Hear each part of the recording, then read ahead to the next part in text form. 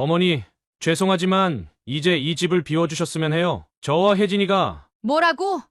내가 석희 살리려고 전 재산을 다 털어넣었는데 이제 와서 날 내쫓아? 어머님도 아시잖아요. 제가 석희 치료비 절반 이상 냈어요. 이 집도 제 명이고 이 짐승 같은 놈. 그 돈은 다 우리 석희가 당신 뒷바라지하면서 번 돈이야. 당신은 그 돈으로 이런 여자나 만나고 있었던 거야? 진정하세요, 어머니. 일주일 시간 드릴 테니 시간, 내가 어디로 가라고? 가게도 집도 다 팔아서 이제 와서 너 감히 우리 석희가 살아있을 때부터 당신들 이러고 있었던 거야? 이러시면 안 됩니다. 어머니, 정말 경찰 부르기 싫어요. 이 악랄한 것들. 우리 석희가 이런 남자랑 살았다니. 석희야, 엄마가 미안해. 그녀는 주저앉아 오열했습니다. 사연을 듣고 난 후 각자의 의견을 댓글로 남겨주시기 바랍니다.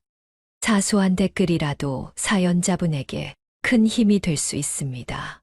각색될 수 있고 사연자분의 입장에서 구성될 수 있습니다. 경기도의 한 시골 마을에서 그녀는 태어났습니다. 박예선이라는 이름을 받았지만 그녀의 출생은 집안에 큰 실망을 안겨다 주었습니다. 그녀의 아버지는 첫째도 딸이었는데 둘째마저 딸이라는 사실에 한숨만 내쉬었고 어머니는 산후조리도 제대로 하지 않은 채 그녀를 돌보는 일조차 귀찮아했습니다. 또 딸이요? 어이고 이 집안은 대가 끊기는구나. 시어머니의 이 한마디에 그녀의 어머니는 짜증 섞인 한숨을 내쉬었습니다. 제가 뭘 잘못했나요? 저도 아들 낳고 싶었다고요. 그녀가 5살이 되던 해 이웃집 아주머니가 그녀의 어머니를 찾아왔습니다. 순자 씨, 우리 애기 옷이 있는데 애선이한테 맞을 것 같아서 혹시 필요하신가 해서요. 그녀의 어머니는 마지못해 헌옷을 받았고 그때부터 그녀는 늘 남의 집 아이들이 입다 버린 옷을 물려 입어야 했습니다. 첫째 언니는 달랐습니다. 적어도 명절에는 새 옷을 한 벌씩 장만할 수 있었지만 그녀는 언니의 헌 옷조차 기워 입어야 했습니다. 엄마, 나도 새 옷 입고 싶어. 시끄러워. 내가 뭔데 새 옷을 달라고 해? 언니가 입던 거나 잘 입어. 그녀의 어머니는 늘 그랬습니다. 첫째 딸에게는 한없이 자상했지만 그녀에게는 매사가 짜증이었습니다. 초등학교에 입학하던 날 그녀는 처음으로 자신의 처지를 뼈저리게 느꼈습니다. 다른 아이들은 모두 새 책가방과 새 신발을 신고 있었지만 그녀는 언니가 쓰던 낡은 가방을 메고 있었습니다. 교실 뒤에서 들리는 친구들의 수군거림에 그녀는 고개를 숙였습니다. 눈물이 나왔지만 울면 안 된다고 속으로 되뇌었습니다. 그날 저녁 집으로 돌아온 그녀는 어머니가 화장을 진하게 하고 나가는 것을 보았습니다. 아버지가 사업에 실패한 후 어머니는 자주 늦게 들어왔고 술 냄새를 풍기곤 했습니다. 엄마, 어디 가요? 방에나 가 있어. 중학교에 들어가서도 상황은 크게 다르지 않았습니다. 오히려 더 나빠졌습니다. 어머니는 이제 아예 그녀의 존재를 무시하기 시작했고 가끔은 그녀를 보며 한숨을 쉬었습니다. 내가 무슨 팔자가 이렇게 사나워서. 너만 안 낳았어도. 그녀는 점점 자신의 존재가 가족들에게 짐이라는 것을 실감하게 되었습니다. 특히 어머니의 냉대는 날이 갈수록 심해졌습니다. 14살이 되던 해 여름, 그녀는 처음으로 자신의 운명에 대해 진지하게 생각해 보았습니다. 가난과 차별, 그리고 어머니의 미움은 자신의 잘못이 아니었습니다. 애선아, 너는 꼭 성공할 거야. 넌 할 수 있어. 거울 앞에서 매일 아침 자신에게 다짐하는 말이었습니다. 하지만 현실은 녹록지 않았습니다. 어머니는 점점 더 늦게 들어왔고 그녀를 볼 때마다 짜증을 냈습니다. 왜 아직도 안 자고 있어? 나 감시하려고? 너도 이제 크더니 엄마 꼬투리나 잡고. 이웃들의 동정 어린 시선이 이제는 익숙해졌습니다. 그녀는 자신의 처지를 한탄하는 대신 어머니로부터 벗어나 독립하는 날만을 꿈꾸었습니다. 그렇게 그녀의 불행한 출생은 오히려 그녀를 강하게 만드는 계기가 되었습니다. 차별과 가난, 그리고 어머니의 냉대라는 벽 앞에서 그녀는 좌절하지 않았고, 오히려 그것을 뛰어넘기 위해 더욱 단단한 의지를 키워나갔습니다. 18이 되던 해, 그녀는 고등학교를 졸업했습니다. 어머니는 여전히 그녀를 차갑게 대했지만, 이제는 그녀의 월급에 관심을 보이기 시작했습니다. 애선아, 너는 이제 다 컸으니 돈을 벌어야지. 언니처럼 대학은 꿈도 꾸지 말고. 그녀는 대학 진학의 꿈을 접어야 했습니다. 큰 섬유 공장에 취직한 그녀는 매일 아침 일찍부터 늦은 저녁까지 일했습니다. 손은 늘 거칠어졌고 매일 밤 온몸이 쑤셨지만 그래도 견딜만 했습니다. 애선아, 월급은 다 엄마한테 줘. 엄마가 내 결혼 자금 따로 모아둘게. 네, 엄마. 그녀는 매달 빠짐없이 월급을 어머니에게 전달했습니다. 고된 노동으로 번 돈이었지만 자신의 미래를 위한 것이라 생각하며 참았습니다. 점심값을 아끼려고 도시락을 싸갔고 버스비를 아끼려고 먼 거리도 걸어 다녔습니다. 공장에서 만난 친구들은 그녀를 이해하지 못했습니다. 야, 애선아, 너는 왜 그렇게 월급을 다 엄마한테 주는 거야? 너도 이제 성인이잖아. 맞아. 나는 월급의 반만 집에 주고 나머지는 내가 써. 하지만 그녀는 친구들의 말을 들을 수 없었습니다. 어머니가 자신의 결혼 자금을 모아준다는 말을 믿고 싶었기 때문입니다. 그러던 어느 날 우연히 어머니와 언니의 대화를 듣게 되었습니다. 엄마, 제 결혼식 비용은 다 마련되셨죠? 그럼 내 동생이 벌어다 준 돈으로 다 맞췄지. 걱정하지 마. 근데 애선이한테는 말 안 했죠? 자기 결혼 자금인 줄 알고 있을 텐데. 내가 먼저 시집 가야지. 둘째는 천천히 가도 돼. 그 순간 그녀의 가슴 속에서 무언가가 쓰리게 무너져 내렸습니다. 2년 동안 모아온 돈이 모두 언니의 결혼 자금으로 들어간다는 사실에 그녀는 눈앞이 캄캄해졌습니다. 엄마, 어떡해? 방 안으로 들어선 그녀를 보고 어머니와 언니는 잠시 당황했지만 이내 어머니는 냉정한 목소리로 말했습니다. 들었구나. 근데 어때서? 내가 벌어온 돈 가지고 내가 하고 싶은 대로 하는 게 당연하지. 그녀는 더 이상 아무 말도 할 수 없었습니다. 그동안 참아왔던 모든 감정이 한꺼번에 올라왔지만 목구멍까지 차오른 말들은 끝내 입 밖으로 나오지 못했습니다. 다음 날부터 그녀는 출근을 하면서도 정신이 혼미했습니다. 기계를 다루다가 손을 다치기도 했고 실수도 잦아졌습니다. 박애선 씨, 오늘은 일찍 퇴근하는 게 좋겠어요. 안색이 안 좋네요. 반장님의 걱정 어린 말에도 그녀는 그저 고개만 끄덕였습니다. 집에 돌아가기 싫었기 때문입니다. 퇴근 후 그녀는 처음으로 친구들과 술을 마셨습니다. 평소에는 한 푼이라도 아끼려고 거절했던 술자리였지만 이제는 그럴 이유가 없었습니다. 언니, 결혼식에는 뭐 입고 가려고? 친구의 물음에 그녀는 쓴 웃음을 지었습니다. 난 안 갈 거야. 그날 밤 그녀는 처음으로 가출을 결심했습니다. 자신의 청춘이 이렇게 착취당하는 것을 더 이상 지켜볼 수 없었습니다. 방으로 돌아와 짐을 싸면서 그녀는 지난 2년을 돌아보았습니다. 매일 새벽 5시에 일어나 공장으로 향하던 발걸음, 기계 소리에 귀가 멍해질 때까지 일하던 시간들, 그리고 매달 월급날이면 한 푼도 남기지 않고 어머니께 돈을 건네던 순간들. 그 모든 것이 헛된 것이었습니다. 가방 하나 달랑 들고 집을 나서는 그녀의 등 뒤로 차가운 달빛이 비쳤습니다. 봄날의 찬 공기가 그녀의 뺨을 스쳤습니다. 이제 다시는 돌아오지 않을 거예요. 마지막으로 집을 돌아보며 그녀는 작은 목소리로 중얼거렸습니다. 엄마, 전 이제 제 인생을 살아보려고 해요. 그동안 감사했습니다. 그렇게 그녀는 20살의 봄날 자신의 모든 것을 빼앗긴 채 새로운 삶을 찾아 떠났습니다. 주머니 속에는 이번 달 월급에서 몰래 남겨둔 얼마 안 되는 돈뿐이었지만 그래도 그녀의 발걸음은 가벼웠습니다. 이제는 진정한 자신의 삶을 시작할 수 있다는 희망이 있었기 때문입니다.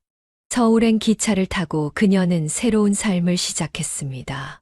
작은 가방 하나에 담긴 짐이 전부였지만 이제는 누구의 눈치도 보지 않고 자신의 삶을 살 수 있다는 생각에 마음이 가벼웠습니다. 낯선 도시의 차가운 공기가 그녀의 뺨을 스쳤지만 이상하게도 따뜻하게 느껴졌습니다. 여관 주인 아주머니는 그녀에게 일자리를 찾는 것이냐고 물었고 그녀는 조심스럽게 고개를 끄덕였습니다. 작은 여관방은 좁고 낡았지만 그녀에게는 새로운 시작을 알리는 소중한 공간이었습니다.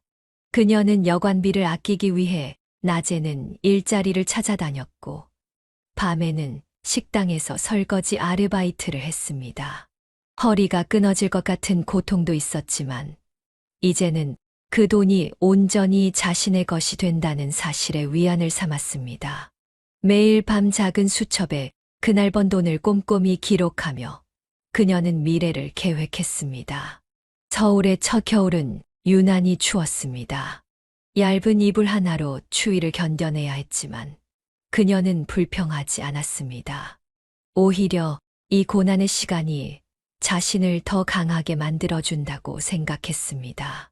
한 달이 지나고 그녀는 작은 분식집의 주방장으로 일하게 되었습니다. 주인 할머니는 그녀의 솜씨를 칭찬하며 언젠가는 혼자서도 장사할 수 있을 거라 격려해 주었습니다. 그 말에 그녀의 마음 속에는 작은 희망의 씨앗이 자라기 시작했습니다.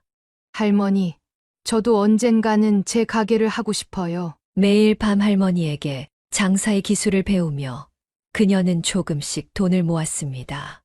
때로는 몸이 아파도 하루도 쉬지 않고 일했습니다. 주방의 뜨거운 김과 기름 냄새 속에서도 그녀의 꿈은 점점 선명해져 갔습니다. 밤늦게까지 일하고 돌아오는 길에는 늘 거리의 가게들을 유심히 살펴보았습니다. 어떤 위치가 좋을지, 어떤 메뉴를 팔아야 할지 하나하나 머릿속에 그려보았습니다. 그리고 마침내 2년이 지난 후 그녀는 자신만의 작은 김밥 가게를 열 수 있었습니다. 애선이네. 간판을 달면서 그녀는 눈물이 날 것 같았습니다. 비록 좁은 골목에 자리 잡은 조그만 가게였지만 그녀에게는 꿈 같은 순간이었습니다. 처음으로 가게 문을 열던 날 그녀의 손은 떨렸지만 눈빛만은 단단했습니다. 매일 새벽 4시에 일어나 재료를 준비하고 밤 10시가 넘어서야 문을 닫는 고된 일상이었습니다. 하지만 그녀는 행복했습니다. 모든 것이 자신의 선택이었고 그 결과도 온전히 자신의 것이었기 때문입니다. 가게는 점차 입소문이 나기 시작했고 단골 손님들도 생겼습니다. 손님들은 그녀의 김밥 맛을 칭찬했고 가게의 깔끔함에 감탄했습니다. 매일 아침 첫 손님부터 마지막 손님까지 그녀는 한결같은 정성으로 음식을 만들었습니다. 더운 여름날 땀을 흘리며 김밥을 마는 그녀의 손놀림은 점점 더 능숙해졌습니다. 추운 겨울날에도 그녀의 가게는 문을 열었고 따뜻한 라면과 떡볶이를 찾는 손님들로 늘 북적였습니다. 때로는 피곤해 지쳐 쓰러질 것 같아도 손님들의 격려에 다시 힘을 낼 수 있었습니다. 혼자 장사하는 것이 힘들지 않냐는 질문에도 그녀는 늘 웃으며 괜찮다고 답했습니다. 그 미소 속에는 자부심이 깃들어 있었습니다. 3년이 지나자 가게는 더욱 번창했고 그녀는 마침내 가게를 확장할 수 있게 되었습니다. 좁은 골목에서 큰 길가로 나와 새 가게를 열면서 그녀는 자신의 성장을 실감했습니다. 이제는 더 이상 누구에게 의지하지 않고도 자신의 힘으로 당당히 설 수 있게 된 것입니다. 이제는 정말 제 삶을 살고 있구나. 거울 속에 비친 자신의 모습을 보며 그녀는 미소 지었습니다. 한때는 차갑고 어두웠던 눈빛이 이제는 자신감으로 빛나고 있었습니다. 그녀의 두 손에는 여전히 기름 자국과 칼질한 흔적이 남아 있었지만 그것은 이제 그녀의 자부심이 되어 있었습니다. 매일 새벽부터 밤늦게까지 가게를 운영하던 어느 날, 그녀의 일상에 작은 변화가 찾아왔습니다. 가게 문을 막 닫으려던 순간, 옆집에서 들려오는 아기의 울음소리가 그녀의 발걸음을 멈추게 했습니다. 저기 죄송한데 잠깐 도와주실 수 있을까요? 이영남이라는 그 남자는 빨갛게 달아오른 얼굴로 아기를 안고 있었습니다. 서툰 손놀림으로 아기를 달래려 했지만 아기의 울음소리는 더욱 커져만 갔습니다. 아기가 계속 울어서 어떻게 해야 할지 모르겠어요. 그녀는 망설임 없이 아기를 받아들었습니다. 오랜만에 느껴보는 작은 생명의 온기가 그녀의 마음을 따뜻하게 만들었습니다. 아기는 그녀의 품에 안기자 신기하게도 울음을 그치고 고요해졌습니다. 애기 엄마는 가출했어요. 이영남의 목소리에는 깊은 상처가 묻어 있었습니다. 그는 아내가 육아 스트레스를 견디지 못하고 떠났다고 했습니다. 갑작스러운 이별에 아직도 정신을 차리지 못한 듯 했습니다. 제가 도와드릴게요. 우선 아기부터 달래보죠. 그녀는 아기를 안고 부드럽게 흔들어 주었습니다. 오랜 시간 혼자 살아온 그녀였지만 아기를 대하는 모습은 자연스럽기만 했습니다. 마치 오래전부터 해왔던 일처럼 능숙하게 아기를 달래는 모습이었습니다. 아기가 배가 고픈 것 같네요. 분유는 있으세요? 그녀는 그날 밤 이영남의 집에서 아기의 분유를 타고 기저귀를 갈아주는 법을 하나하나 알려주었습니다. 그의 서툰 모습에서 안쓰러움을 느꼈지만 한편으로는 아기를 위해 최선을 다하려는 모습이 보기 좋았습니다. 집 안은 마치 태풍이 휩쓸고 간 듯 어지러웠습니다. 빨래는 쌓여 있고 설거지는 밀려 있었습니다. 그녀는 자연스럽게 집안일을 도와주기 시작했습니다. 정말 감사합니다. 이렇게까지 신경 써주시고. 괜찮아요. 저도 아기랑 있으니까 좋네요. 그날 이후로 그녀는 틈틈이 이영남의 육아를 도와주었습니다. 가게 일이 끝나면 잠시 들러 아기의 상태를 확인하고 때로는 아기 옷을 빨아주기도 했습니다. 퇴근 후 피곤한 몸이었지만 그녀는 이 시간이 행복했습니다. 정말 감사해요. 당신이 아니었다면 그런 말씀 마세요. 그냥 이웃사촌이잖아요. 하지만 그녀의 마음 한구석에서는 작은 설렘이 자라나고 있었습니다. 매일 아침 출근길에 마주치는 그의 모습을 기다리게 되었고 아기의 웃음소리를 들을 때면 가슴이 따뜻해졌습니다. 시간이 지날수록 그녀는 이영남과 아기에게 더욱 정이 들었습니다. 아기가 처음 이모라고 부르던 날, 그녀는 눈물을 감추지 못했습니다. 한 번도 경험해보지 못했던 가족의 온기가 그녀의 마음을 적셔왔기 때문입니다. 남자는 공장에서 일하는 평범한 노동자였지만 성실하고 책임감 있는 모습이 그녀의 마음을 움직였습니다. 특히 아기를 향한 그의 헌신적인 사랑은 그녀가 한 번도 경험해보지 못한 따뜻함을 느끼게 해주었습니다. 퇴근길에 아기 용품을 사러 가는 그의 뒷모습을 보며 그녀는 문득 자신의 어린 시절을 떠올렸습니다.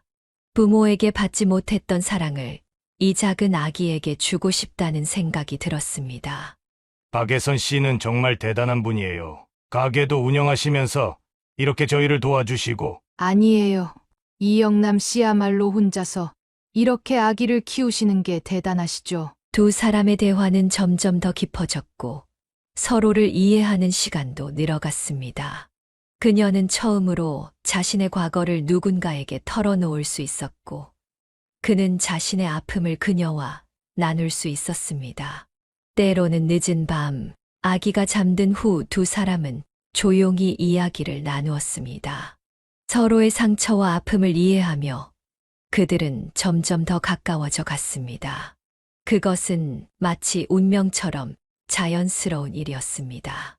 1년간의 가까운 이웃으로 지내며 서로를 이해하게 된 두 사람은 자연스럽게 결혼을 결심했습니다. 그녀는 이영남의 청혼을 받아들이면서 가슴 한켠에서 따뜻한 행복감을 느꼈습니다. 석희야, 이제부터 우리 엄마가 되어 주실 거야. 이영남이 석희를 안고 그녀를 소개하던 날, 그녀의 눈에는 눈물이 고였습니다. 그녀는 석희를 꼭 안아주었습니다. 아이는 마치 이해한 듯 그녀의 품에 더욱 파고들었습니다. 그 순간 그녀는 자신의 모든 것을 이 작은 생명에게 바치리라 다짐했습니다. 작은 결혼식을 올린 후 그들은 가게 위층으로 보금자리를 옮겼습니다. 새로운 가족의 시작이었습니다. 그녀는 가게 일을 하면서도 석희를 돌보는 일을 게을리하지 않았습니다. 매일 새벽 가게 준비를 하기 전에 석희의 도시락을 먼저 싸고 아이의 옷을 정성스럽게 골라 놓았습니다. 비록 잠은 줄었지만 그녀는 전혀 힘들지 않았습니다. 여보, 오늘은 내가 석희 데리고 있을 테니까 당신은 좀 쉬어. 남편은 늘 그녀를 걱정했지만 그녀는 오히려 행복했습니다. 평생 혼자였던 그녀에게 석희는 하늘이 준 선물 같은 존재였기 때문입니다. 가끔 힘들 때면 석희의 웃는 얼굴을 떠올리는 것만으로도 새로운 힘이 났습니다. 엄마, 어느 날 석희가 처음으로 그녀를 엄마라고 부른 순간 그녀는 세상을 다 가진 것 같은 기쁨을 느꼈습니다. 친모의 존재는 영원히 비밀로 하기로 했습니다. 그것은 석희를 위한 것이기도 했지만 그녀 자신을 위한 것이기도 했습니다. 매일 아침 석희의 머리를 빗겨주고 유치원에 데려다 주는 일은 그녀에게 더 없는 즐거움이었습니다. 퇴근 후에는 석희와 함께 장난감을 가지고 놀아주었고 동화책을 읽어주었습니다. 특히 잠들기 전 석희를 안고 읽어주는 동화책 시간은 그녀가 가장 좋아하는 순간이었습니다. 주말이면 세 식구는 근처 공원으로 나들이를 갔습니다. 석희가 그네를 타는 동안 그녀와 이영남은 벤치에 앉아 도시락을 먹으며 이야기를 나눴습니다. 그런 평범한 일상이 그녀에게는 더없이 소중했습니다. 우리 석희가 최고로 예쁘지? 남편과 그녀는 서로를 바라보며 미소 지었습니다. 그들의 가정은 비록 평범했지만 그 누구보다도 행복했습니다. 석희는 날이 갈수록 쑥쑥 자라났고 그녀의 사랑 속에서 밝고 건강하게 성장했습니다. 가끔 시장을 보러 갈 때면 석희는 그녀의 치마폭을 잡고 졸졸 따라다녔습니다. 장바구니에 이것저것 넣으며 엄마, 이거 맛있어요? 라고 묻는 석희의 목소리에 그녀는 이루 말할 수 없는 행복을 느꼈습니다. 그녀는 석희에게 자신이 받지 못했던 모든 사랑을 주려고 노력했습니다. 새 옷을 사줄 때면 늘 가장 예쁜 것을 골랐고 맛있는 것이 있으면 꼭 석희의 몫을 따로 챙겨두었습니다. 여보, 당신 덕분에 우리 가정이 이렇게 행복해. 남편의 말에 그녀는 고개를 저었습니다. 오히려 자신이 더 큰 행복을 선물 받은 것 같다고 생각했기 때문입니다. 새로운 가족과 함께하는 일상은 그녀의 삶에 커다란 의미를 가져다 주었습니다. 밤이 깊어 모두가 잠든 후 그녀는 가끔 석희의 방에 들어가 자는 모습을 지켜보곤 했습니다. 달빛 아래 고요히 잠든 석희의 얼굴을 바라보며 그녀는 자신의 삶에 찾아온 이 큰 축복에 감사했습니다. 우리 딸, 엄마가 늘 지켜줄게. 작은 속삭임과 함께 그녀는 석희의 이마에 입맞춤을 했습니다. 그리고 매일 밤 그녀는 이 행복이 영원하기를 기도했습니다. 비록 석희의 친모는 아니었지만 그 누구보다도 진정한 모성애로 석희를 사랑했습니다. 14살이 된 석희는 어느새 사춘기에 접어들었습니다. 처음에는 작은 변화들이었습니다. 학교에서 돌아와 오늘은 어땠어? 라고 물으면 대답 대신 한숨을 쉬었고, 주말이면 가족과 함께하던 나들이를 귀찮아하기 시작했습니다. 석희야, 아빠랑 공원 안 갈래? 싫어요. 전 친구들이랑 약속 있어요. 그녀는 이런 변화를 자연스러운 사춘기 증상이라 생각했습니다.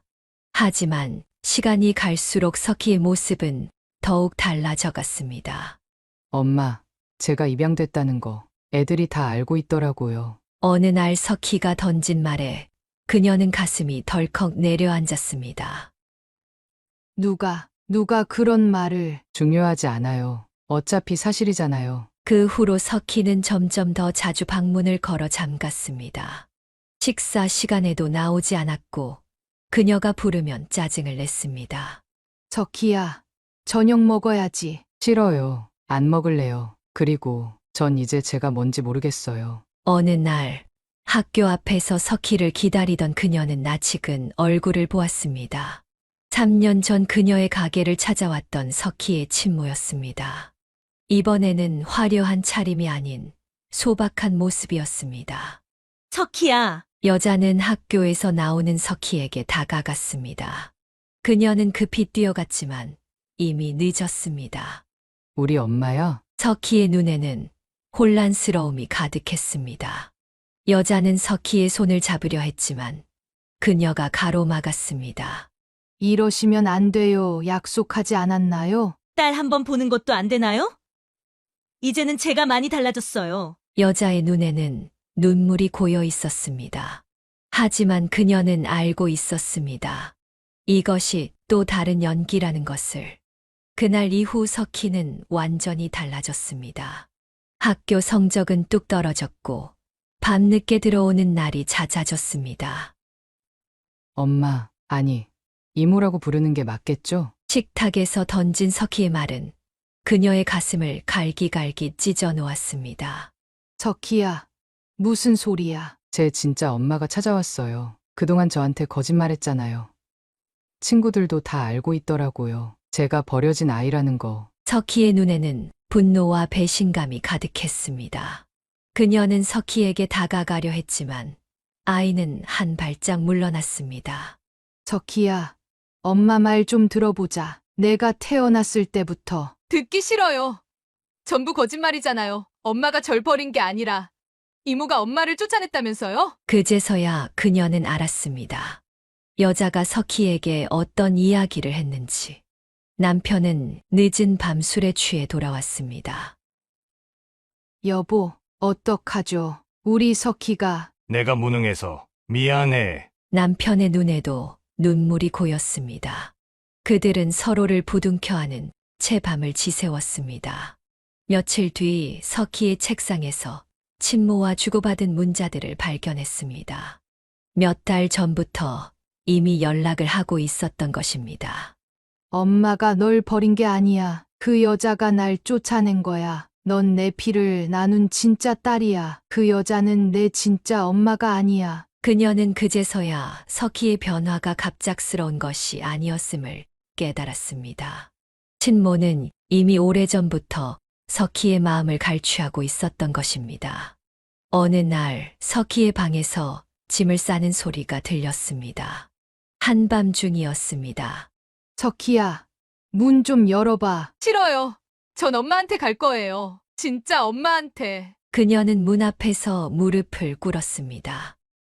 제발, 엄마 말 좀 들어봐. 내가 아플 때마다 밤새 안고 있었던 건 엄마야. 내가 처음 걸음마 뗐을 때 누구보다 기뻐했던 것도 엄마고. 석희야, 제발. 하지만 문은 열리지 않았습니다. 대신 석희의 흐느끼는 소리만이 들려왔습니다. 전 이제 누굴 믿어야 할지 모르겠어요. 엄마도, 아니 이모도 모두 거짓말쟁이에요. 그리고 전 이제 제가 누군지 알아야겠어요. 창문이 열리는 소리가 들렸습니다. 그녀가 황급히 문을 열었을 때는 이미 늦었습니다. 석희는 미리 준비해둔 줄을 타고 내려가고 있었습니다. 석희야, 안 돼. 하지만 석희는 뒤도 돌아보지 않고 어둠 속으로 사라졌습니다. 그녀는 밤새 거리를 헤매며 석희를 찾았지만 흔적조차 찾을 수 없었습니다. 며칠 뒤 석희의 친구에게서 전화가 왔습니다. 이모 석희가 친엄마랑 같이 있대요. 연락이 왔어요. 그녀의 세상이 완전히 무너져 내렸습니다. 창가에 놓인 석희의 교복을 바라보며 그녀는 끝없이 눈물을 흘렸습니다. 그녀의 인생은 2번의 큰 시련을 맞이했습니다. 석희가 가출한 지 1년이 지난 어느 날 남편이 공장에서 사고를 당했다는 연락을 받았습니다. 박예선 씨, 남편분이 기계에 끼어서. 그녀는 병원으로 달려갔지만 이미 이영남은 의식이 없는 상태였습니다. 중환자실 앞에서 그녀는 이틀 밤을 지새웠습니다.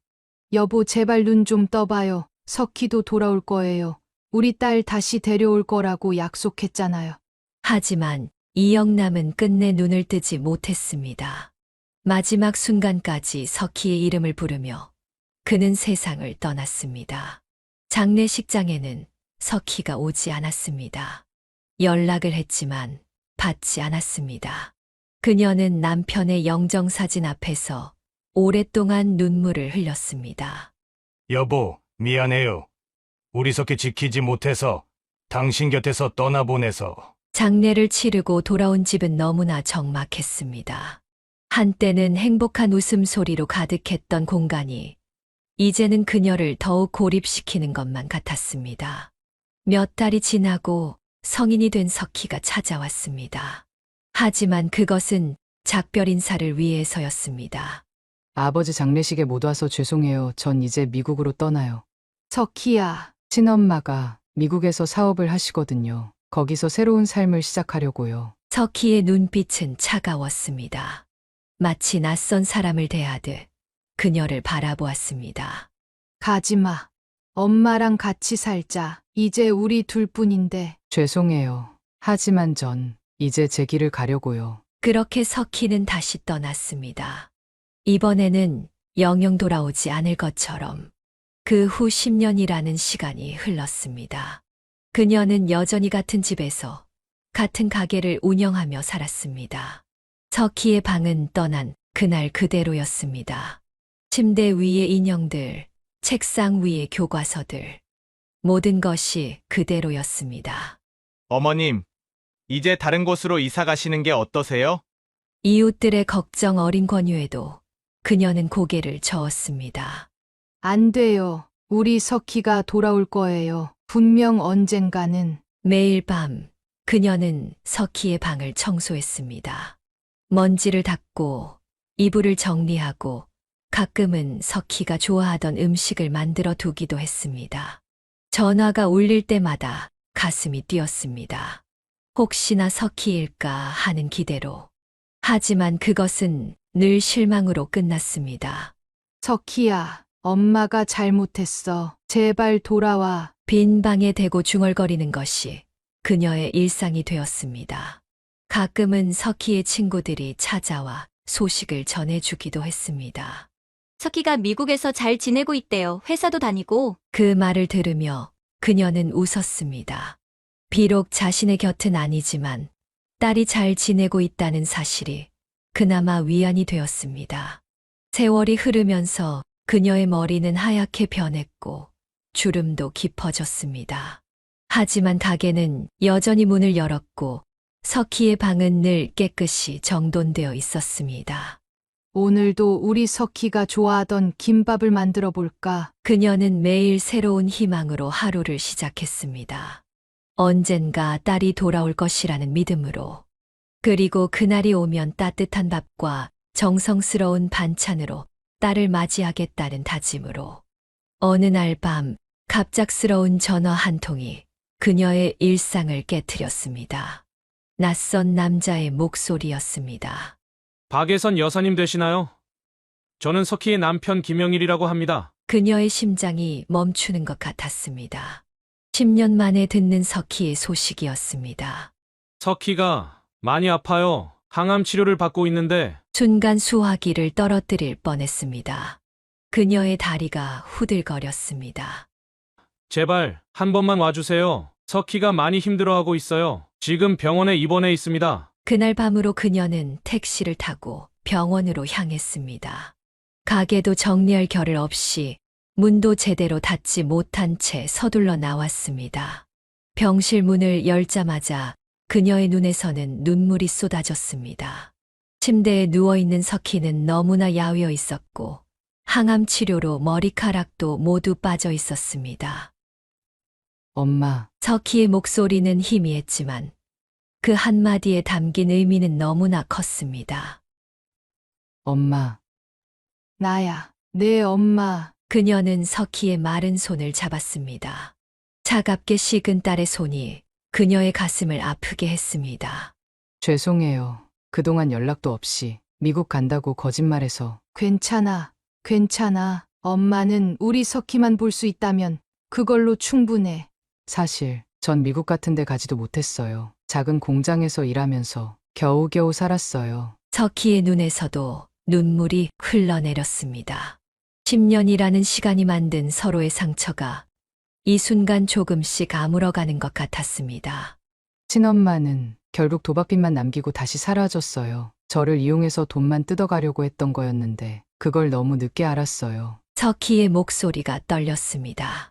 그제서야 알았어요. 엄마가 얼마나 저를 사랑하셨는지. 근데 이제는 너무 늦었죠? 그녀는 석희를 품에 안았습니다. 까칠해진 딸의 머리를 쓰다듬으며 그녀는 눈물을 멈출 수 없었습니다. 이제 엄마라고 불러도 돼요? 진짜 우리 엄마라고. 석희의 그 한마디에 그녀의 눈앞이 흐려졌습니다. 10년간 기다려온 그 말을 듣는 순간 모든 아픔과 그리움이 한꺼번에 밀려왔습니다. 그럼 우리 딸. 옆에서 지켜보던 사위 영일이 조용히 방을 나갔습니다. 모녀의 재회에 방해가 되지 않으려는 배려였습니다. 엄마, 나 이제 어떡해. 너무 아파. 그동안 힘들게 살아서 그런가. 석희의 눈에는 두려움이 가득했습니다. 그녀는 딸의 손을 꼭 잡았습니다. 걱정 마. 이제 엄마가 있잖아. 엄마가 꼭 지켜줄게. 이번엔 절대 놓치지 않을 거야. 그날부터 그녀는 병원에서 살다시피 했습니다. 석희의 항암 치료를 지켜보며 그녀는 매일 기도했습니다. 자신의 생명을 딸에게 나누어 줄 수만 있다면 그렇게 하고 싶었습니다. 그녀는 가게를 팔았습니다. 20년 넘게 운영해온 그녀의 전부였던 가게를 하루 만에 정리했습니다. 아줌마, 이 가게가 얼마나 소중하신데. 그래도 좀 더 생각해 보시고. 부동산 중개인의 만류에도 그녀는 단호했습니다. 지금 당장 딸아이 치료비가 필요해요.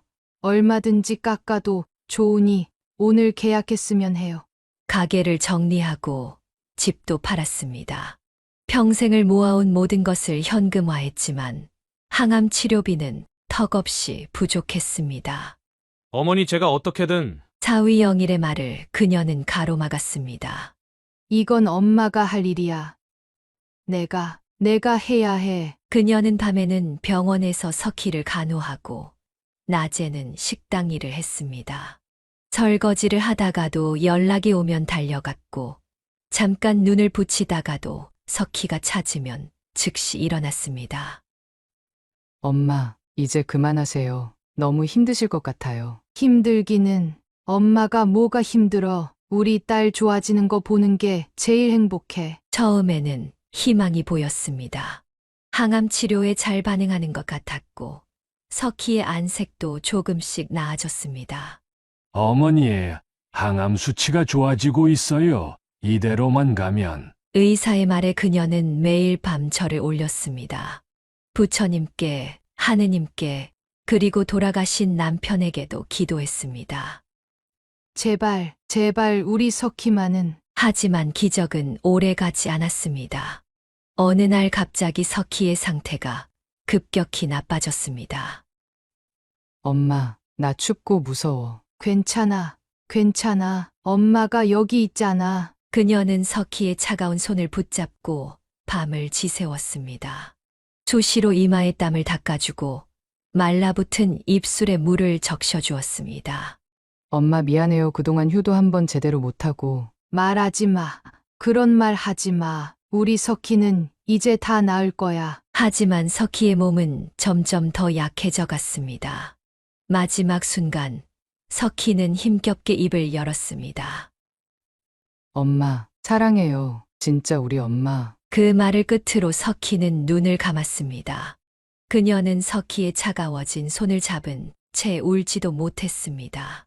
석희야, 일어나봐. 엄마가 더 잘할게. 이제는 절대 너 힘들게 안 할게. 하지만 석희는 더 이상 대답하지 않았습니다. 창밖으로 비가 내리기 시작했습니다. 마치 하늘도 그녀의 슬픔을 함께 나누는 것처럼 장례식장에는 비가 그치지 않았습니다. 그녀는 석희의 영정사진 앞에서 한 걸음도 움직이지 못했습니다. 사위 영일이 부축하려 했지만 그녀는 고개를 저었습니다. 마지막까지 내가 우리 딸 곁을 지켜야지. 먼 하늘을 보며 그녀는 중얼거렸습니다. 여보, 이제 당신이 우리 석희 좀 잘 부탁해요. 이번엔 제가 먼저 보내야 하나 봐요. 비에 젖은 영정사진을 마지막으로 바라보며 그녀는 석희의 집으로 돌아왔습니다. 이제는 그녀의 집이기도 했습니다. 딸의 치료비를 위해 가게와 집을 모두 처분한 후 석희 부부와 함께 살기로 했었기 때문입니다. 현관문을 열자마자 낯선 여자의 목소리가 들렸습니다. 오빠, 이제 어떡할 거야? 그 노인네랑 계속 같이 살 순 없잖아. 우리 결혼도 해야 하는데. 그녀의 손에 든 장바구니가 바닥에 떨어졌습니다. 과일들이 대굴대굴 굴러갔습니다. 이 개만도 못한 놈들! 그녀는 분노로 온몸이 떨렸습니다. 석희가 그토록 힘들어하던 이유를 이제야 알 것 같았습니다. 감히 우리 석희가 눈을 감은 지 며칠도 안 됐는데 거실로 들어서며 그녀가 소리쳤습니다. 영일이 당황한 듯 입을 열었습니다. 어머니, 죄송하지만 이제 이 집을 비워주셨으면 해요. 저와 혜진이가 뭐라고? 내가 석희 살리려고 전 재산을 다 털어넣었는데 이제 와서 날 내쫓아? 어머님도 아시잖아요. 제가 석희 치료비 절반 이상 냈어요. 이 집도 제 명이고. 이 짐승 같은 놈! 그 돈은 다 우리 석희가 당신 뒷바라지하면서 번 돈이야. 당신은 그 돈으로 이런 여자나 만나고 있었던 거야? 그녀는 현관에 있던 화분을 집어들어 영희를 향해 던졌습니다. 화분이 벽에 부딪혀 산산조각이 났습니다. 흙이 사방으로 튀었지만 아무도 신경 쓰지 않았습니다. 진정하세요, 어머니. 일주일 시간 드릴 테니. 시간? 내가 어디로 가라고? 가게도 집도 다 팔아서 이제 와서. 하지만 영일의 표정은 냉정했습니다. 옆에 선 혜진이 비웃듯 그녀를 쳐다보았습니다. 그녀의 눈앞이 새빨개졌습니다. 너 감히 우리 석희가 살아있을 때부터 당신들 이러고 있었던 거야? 그녀는 주방으로 달려가 식칼을 집어들었습니다. 하지만 영일이 재빨리 그녀의 손목을 붙잡았습니다. 이러시면 안 됩니다. 어머니, 정말 경찰 부르기 싫어요. 이 악랄한 것들. 우리 석희가 이런 남자랑 살았다니. 석희야, 엄마가 미안해. 그녀는 주저앉아 오열했습니다. 딸을 잃은 슬픔도 모자라 이제는 갈 곳마저 잃게 된 것입니다. 일주일 시간 드리는 거예요. 그동안 다른 곳 알아보세요. 영일은 더 이상 그녀를 쳐다보지도 않은 채 혜진의 손을 잡고 방으로 들어갔습니다. 뒤에서 들리는 키득거리는 웃음소리가 그녀의 가슴을 찢었습니다. 석희야, 이런 남자였어. 엄마가 몰랐네. 거실에 홀로 남은 그녀는 석희의 영정사진을 바라보며 흐느꼈습니다. 영정사진 속 석희는 마지막까지 미소를 짓고 있었습니다. 그 미소 뒤에 얼마나 큰 아픔이 있었는지 이제야 알 것 같았습니다. 아줌마 짐은 제가 이미 정리해뒀어요. 버리기 아까운 건 골라서 보관함에 넣어뒀으니. 혜진이 거실로 나와 차갑게 말했습니다. 그녀는 고개를 들어 혜진을 노려보았습니다. 우리 석희 물건은 건드리지 마. 감히. 내가 뭔데? 이제 제가 이 집 안주인이에요. 죽은 사람 물건은 치워야죠. 혜진의 말에 그녀는 다시 일어섰습니다. 하지만 이번에는 영일이 그녀의 앞을 막아섰습니다. 더 이상은 안 됩니다. 당장 경찰 부를 거예요. 그녀는 다시 주저앉았습니다. 이제는 눈물도 나오지 않았습니다. 단지 가슴 한 구석이 무너져 내리는 것 같았습니다. 밤이 되자 비가 억수처럼 쏟아 내리기 시작했습니다. 그녀는 석희의 방에 틀어박혀 밤을 지새웠습니다. 딸의 흔적이 가득한 이 방도 이제 일주일 후면 영원히 볼 수 없게 될 것입니다. 석희야, 엄마가 어디로 가야 하니? 너한테로 가면 안 될까? 창밖으로 빗소리가 들려왔습니다. 마치 하늘도 그녀의 처지를 슬퍼하는 것 같았습니다. 그녀는 마지막으로 석희의 방을 둘러보았습니다. 일주일이라는 시간이 순식간에 지나갔습니다. 오늘이 이 집을 떠나야 하는 날이었습니다. 작은 트렁크 하나에 남은 인생을 담아야 했습니다. 석희의 유품들을 정리하다 보니 옛 사진 한 장이 눈에 띄었습니다. 석희가 처음 걸음마를 뗐을 때 찍은 사진이었습니다. 그녀는 사진을 가슴에 꼭 안았습니다. 이제 어디로 가야 하나? 주머니에는 석희의 치료비를 대느라 털어넣은 전 재산이 남긴 빚이 남아 있었습니다. 가게도 집도 없었고 찾아갈 친척도 없었습니다. 어머니, 시간 다 됐습니다. 영일이 문을 두드렸습니다. 그녀는 천천히 일어섰습니다. 마지막으로 석희의 방을 둘러보며 벽에 걸린 딸의 영정사진을 바라보았습니다. 이제 갈게. 우리 딸. 현관을 나서는 순간 그녀는 뒤도 돌아보지 않았습니다. 영일과 혜진이 수군거리는 소리가 들렸지만 더 이상 그것에 분노할 힘조차 남아있지 않았습니다.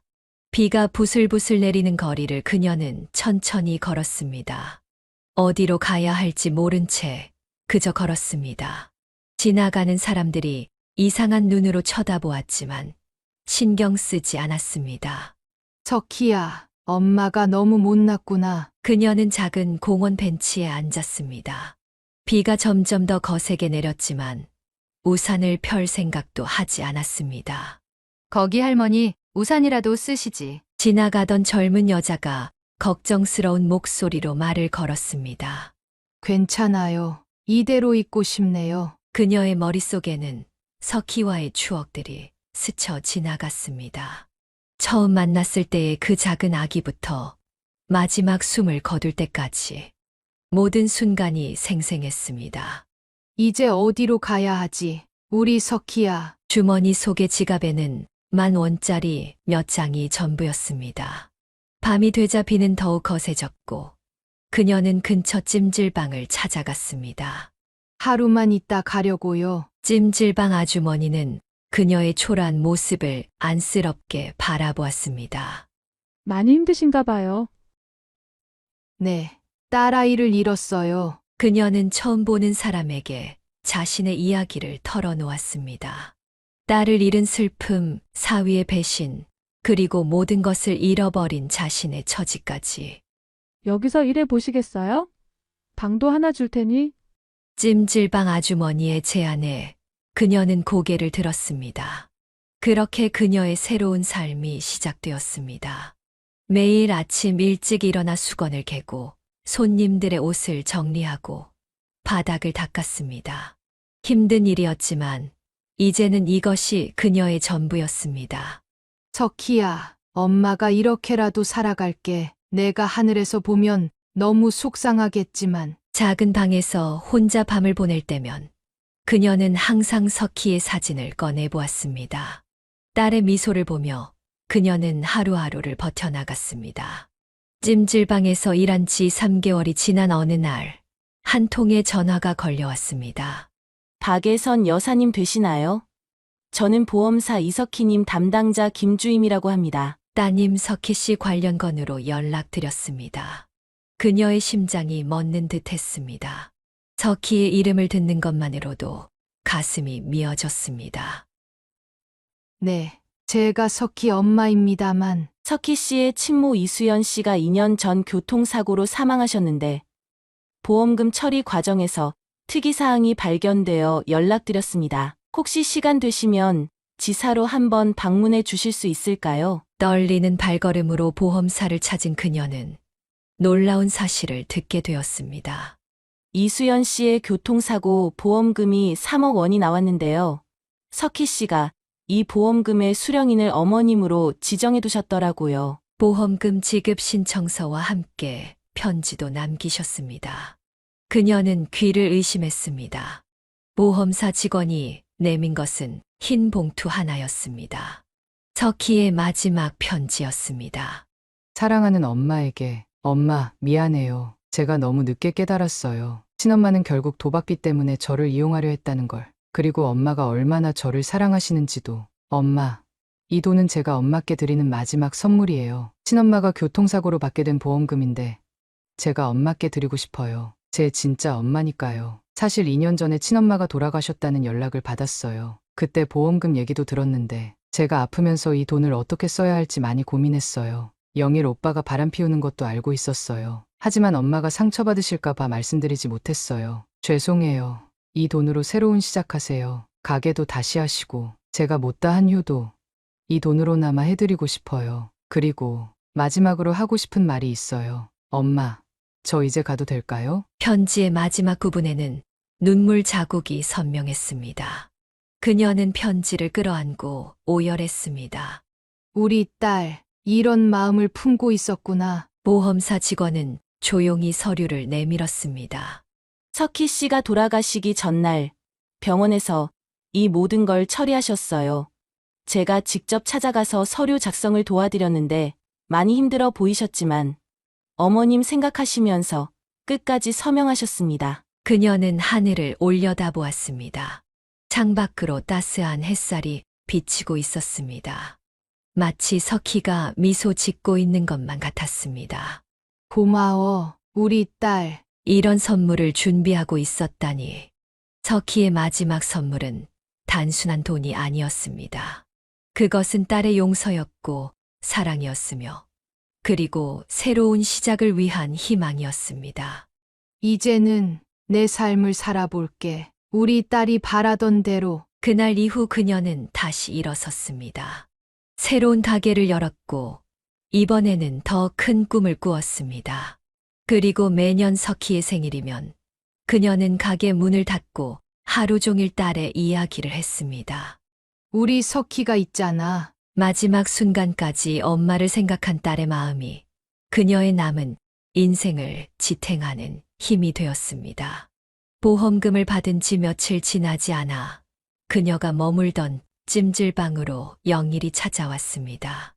허름한 차림에 술에 취한 모습이었습니다. 어머니 저예요. 영일의 눈은 충혈되어 있었고 며칠째 씻지 않은 듯한 냄새가 났습니다. 그의 뒤로는 임신한 듯한 혜진의 모습이 보였습니다. 집사람이 임신했어요. 이제 저희가 어떻게 살아야 할지 제발 도와주세요. 그녀는 싸늘한 눈으로 두 사람을 바라보았습니다. 너 진짜 뻔뻔스럽다. 우리 석희가 채 땅에 들어가기도 전에 뱃속에 아이까지 만들었다. 참 대단하네. 그리고 여기가 어디라고 날 찾아와. 어머니, 제발 돈 좀 빌려주세요. 사채업자들이 저를 죽이려고 해요. 석희 보험금 얼마 받으셨다면서요? 영일은 그 자리에서 무릎을 꿇었습니다. 혜진도 배를 부여잡은 채 눈물을 흘렸습니다. 제발 우리 아기라도 살려주세요. 저희가 잘못했어요. 뭐 잘못? 우리 석희가 항암 치료로 머리카락 다 빠지고 피를 토하면서도 당신을 믿고 있을 때 당신들은 뒤에서 무슨 짓 하고 있었는데? 어떻게 여길 찾아와서 돈을 달래? 그녀의 목소리가 점점 커졌습니다. 어머니, 제가 뭐든지 다 할게요. 장기라도 팔아서 갚을게요. 혜진이가 유산할지도 모르는데 제발. 유산? 그게 무슨 대수냐? 우리 석희는 죽었는데. 그녀는 비웃듯 말했습니다. 우리 석희 장례식장에서도 이러고 있었겠지? 그 위선적인 얼굴로 조문객들 맞이하면서 뱃속에 아이는 이미 있었던 거겠네? 혜진이 갑자기 바닥에 주저앉으며 배를 부여잡았습니다. 아, 아파요. 배가 살려주세요. 연기 그만해. 당신 뱃속 아이가 아깝다고요? 우리 석희는 얼마나 아팠는데. 죽어가면서도 당신들 걱정했는데. 찜질방 손님들이 놀란 듯 쳐다보았지만 그녀는 아랑곳하지 않았습니다. 그래, 돈 필요하다고? 당신들 같은 파렴치한들은 돈이 아니라 벌을 받아야 마땅한 거야. 그녀는 경비실로 향하며 외쳤습니다. 경비 아저씨, 이 사람들 좀 내쫓아 주세요. 우리 딸 죽이고 이제 와서 돈 뜯으려는 살인자들이에요. 영일이 그녀의 발에 매달렸습니다. 살인자라니, 어머니, 그건 너무하시잖아요. 너무하다고? 당신들이 우리 석희한테 한 짓이 얼마나 너무했는데.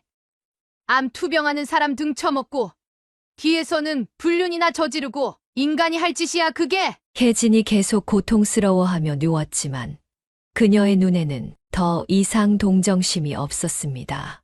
경비 아저씨가 두 사람을 끌어내는 동안 그녀는 계속해서 외쳤습니다. 다시는 내 앞에 나타나지 마라. 여기가 어디라고? 당신들은 이미 죽은 사람이야. 우리 석희가 죽던 날 당신들도 내겐 죽은 거야. 마지막으로 그녀는 혜진을 향해 말했습니다.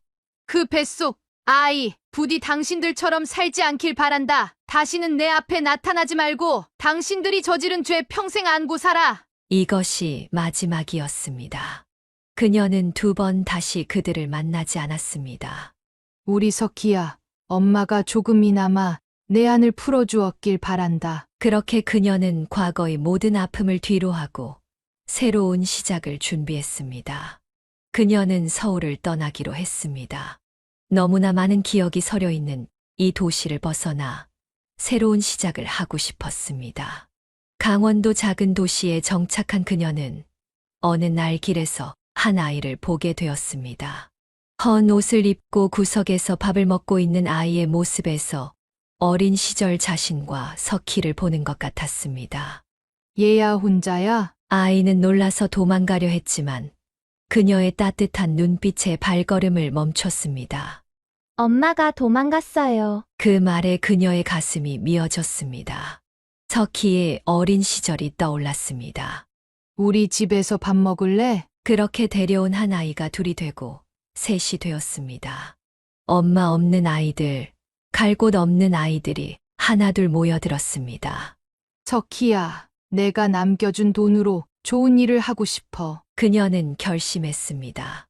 3억이라는 돈으로 작은 돌봄 시설을 만들기로 한 것입니다. 시청에 찾아가 서류를 준비하고 전문가들을 만나 상담했습니다. 가칭 석희의 집으로 하려고 합니다. 제 딸 이름을 따서 아이들을 위한 공간을 마련하고 필요한 시설을 갖추었습니다. 그녀의 손맛이 담긴 따뜻한 밥을 먹을 수 있는 식당도 만들었습니다. 이제 이곳이 우리 아이들의 새로운 가족이 될 거야. 시설이 문을 열자 입소 문의가 쇄도했습니다. 편모, 편부 가정의 아이들, 조손 가정 아이들. 다들 저마다의 아픔을 안고 있었습니다. 걱정 마, 이제 여기가 내 집이야. 그녀는 매일 아침 일찍 일어나 아이들의 아침을 준비했습니다. 등교하는 아이들을 배웅하고 돌아오는 아이들을 맞이했습니다. 이모, 오늘 학교에서 아이들은 그녀를 이모라고 불렀습니다.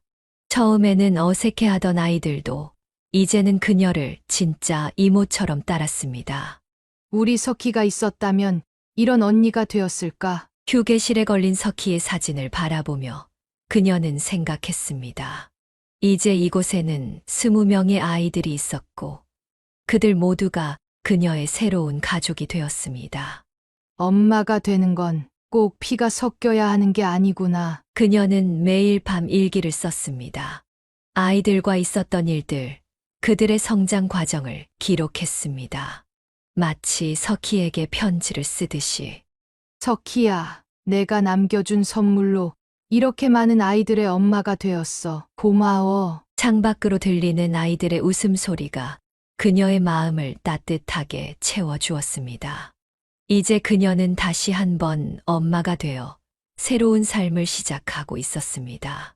쌀쌀한 겨울 새벽, 그녀는 평소처럼 일찍 일어나 아이들의 아침을 준비하고 있었습니다. 문득 현관 쪽에서 희미한 울음소리가 들렸습니다.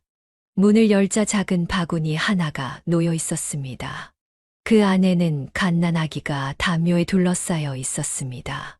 바구니 옆에는 쪽지 하나가 있었습니다. 제발 아이만이라도 살려주세요. 미혼모라 키울 수가 없어요. 그녀는 떨리는 손으로 아기를 안아 올렸습니다. 차가운 겨울바람에 얼어붙은 듯한 작은 몸이 그녀의 가슴을 저몄습니다. 이렇게 추운 날 얼마나 무서웠니? 아기는 그녀의 품에 안기자 울음을 그쳤습니다. 마치 20년 전 처음 석희를 안았을 때처럼 따뜻한 감정이 밀려왔습니다. 이모 누구예요? 아침 일찍 일어난 아이들이 하나둘 모여들었습니다. 우리 새 동생이야. 이제부터 우리 가족이 될 거야. 아이들은 신기한 듯 아기를 바라보았습니다. 10살 은주가 조심스레 물었습니다. 이름은 뭐예요? 그녀는 잠시 생각에 잠겼다가 입을 열었습니다.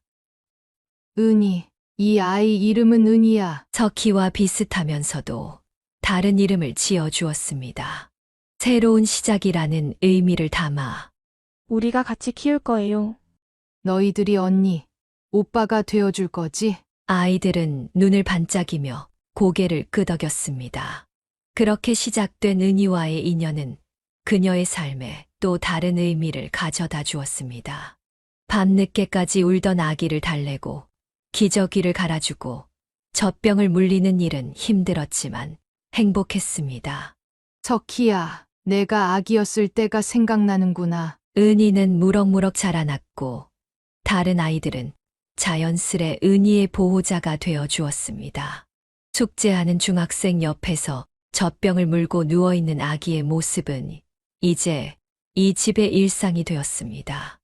이모, 저도 나중에 은희처럼 버려진 아기들을 돌볼 거예요. 13살 미영이의 말에 그녀는 눈시울이 붉어졌습니다. 상처받은 아이들이 서로를 보듬으며 자라나는 모습이 너무나 감동적이었기 때문입니다. 이제 그녀의 모성은 한 사람에게만 향하는 것이 아니었습니다. 석희를 통해 배운 사랑으로 더 많은 아이들을 품을 수 있게 되었습니다. 우리 은희야, 너는 절대로 외롭지 않을 거야. 이렇게 많은 가족이 있으니까. 그렇게 그녀는 다시 한번 누군가의 엄마가 되어 새로운 희망을 만들어가고 있었습니다. 따뜻한 봄날, 된 그녀는 정원의 벤치에 앉아 아이들을 바라보고 있었습니다. 할머니, 저 오늘 대학 합격했어요. 달려오는 은희를 보며 그녀는 미소 지었습니다. 그날 버려졌던 갓난아기는 어느새 사회복지학과에 합격한 성인이 되어 있었습니다. 석희야, 내가 남겨준 선물로 이렇게 많은 아이들이 자라났구나. 그녀는 하늘을 올려다보았습니다. 자신의 삶이 곧 저물어 간다는 것을 느끼면서도 그녀의 마음은 평온했습니다. 엄마. 할머니. 여기저기서 들려오는 아이들의 부름소리.